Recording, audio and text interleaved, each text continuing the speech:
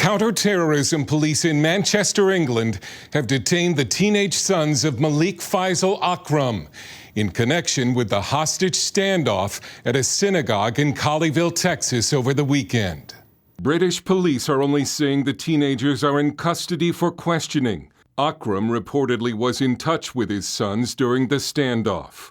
Malik Faisal Akram, a British national who arrived in the U.S. 5 weeks ago, entered the Shabbat service at Congregation Beth Israel in Colleyville Saturday, where police say Akram took a rabbi and 3 others hostage for almost 11 hours before officers stormed the building.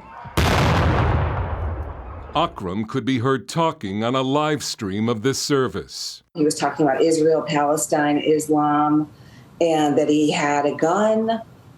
He implied he had a bomb in his backpack. It was horrifying. Cameras suddenly captured a frantic dash to freedom by the hostages. Akram, shot in the head by the hostage rescue team, was found dead in the synagogue. Authorities say he was demanding the release of convicted terrorist Afia Siddiqui. Siddiqui, a Pakistani neuroscientist, was convicted of plotting to kill U.S. soldiers in Afghanistan. She's serving an 86-year sentence at a prison in Fort Worth, not far from the synagogue. The Simon Wiesenthal Center released a statement saying it's no accident a synagogue was chosen for this attack.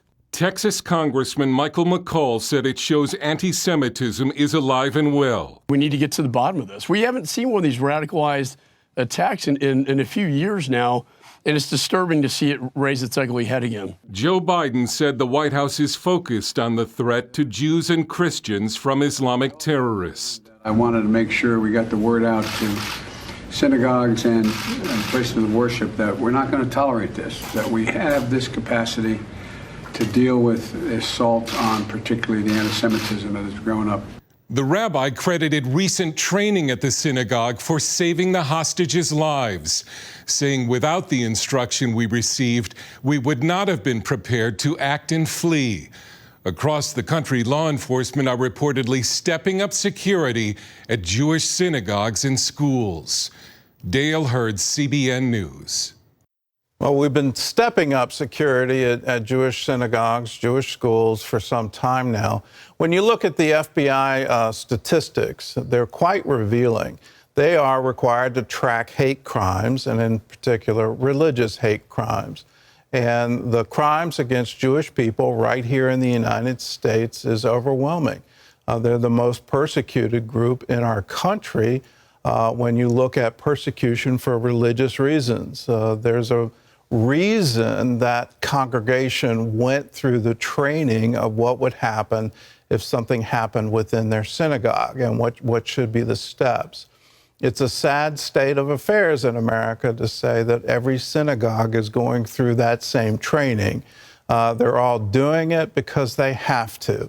And whether it's what happened in California with that horrible attack with the knife, or what happened with the synagogue in Pittsburgh, Pennsylvania, these are growing threats, and we need to recognize that there's a spiritual force behind it.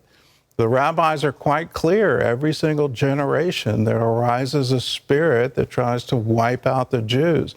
That's what we're confronting, and we need to confront it openly and quite strongly that no, in the United States, this should never happen.